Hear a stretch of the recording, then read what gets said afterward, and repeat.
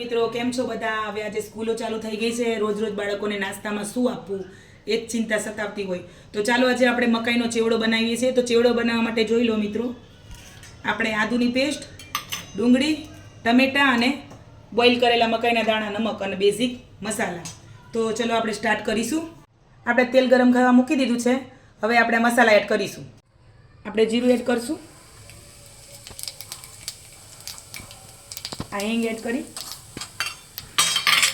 આપણે પહેલાં આદું નહીં નાખવાનું. પહેલાં આદું નાખીશું ને તો કડવો ટેસ્ટ આવશે. પહેલાં આપણે ડુંગળી નાખવાની. આ મકાઈનો લીલો ચેવડો તમે બટરમાં પણ બનાવી શકો, જો તમને બટર ભાવતું હોય. મેં અત્યારે સિંગ તેલમાં બનાવ્યો. હવે આપણે આદું એડ કરી દઈશું. આપણે ટમેટા મિક્સ કરી દઈશું. હવે આપણે આમાં નમક એડ કરીશું.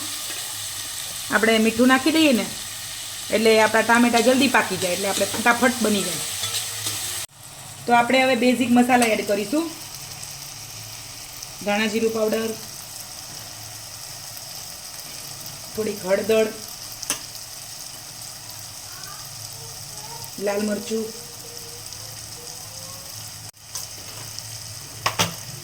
આપણે આમાં લીલા મરચાં પણ નાખી શકીએ, પણ લીલા મરચાં મેં એટલા માટે નથી નાખ્યા કે આ બાળકો માટે બનાવીએ છીએ. તમે મોટાને ખાવા બનાવતા હોય તો તમે લીલા મરચાં એડ કરી શકો. તો આપણે બધા મસાલા મિક્સ કરી દીધા. આપણા મસાલા શેકાઈ જાય એટલે આપણે બોઇલ કરેલી મકાઈ એડ કરીશું. ચાલો હવે આપણે મકાઈના દાણા એડ કરી દઈશું.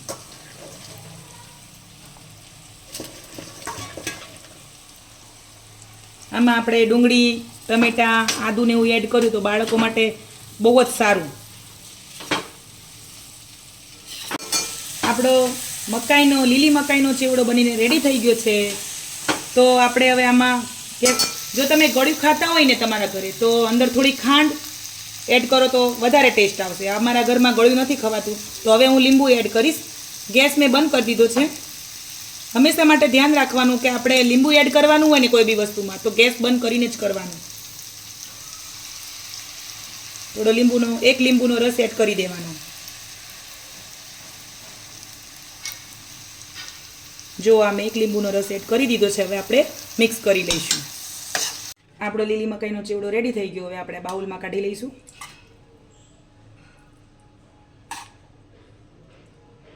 અને પછી થોડોક આપણે કાળા મરીનો ભૂકો નાખીશું, એટલે આપણો ચેવડો સરસ ડાયજેસ્ટ થઈ જાય. પછી થોડીક આપણે સેવ એડ કરીશું. તમને સેવ ન ભાવે તો નહીં નાખવાની, પણ નાખો તો મજા આવે છે. અને થોડાક લીલા ધાણા. આવો સરસ મજાનો નાસ્તો આપણે બાળકોને આપીએ ને તો બાળકો ધરાઈને ખાય. તો મિત્રો, કેવો લાગ્યો તમને મારો આ વિડીયો? મારો વિડીયો તમને પસંદ આવ્યો હોય ને આવા નવા વિડીયો બીજા જોવા હોય તો મારી ચેનલને સબસ્ક્રાઈબ કરજો, લાઈક કરજો અને શેર કરજો. મળીશું નેક્સ્ટ વિડીયોમાં. જય શ્રી કૃષ્ણ મિત્રો.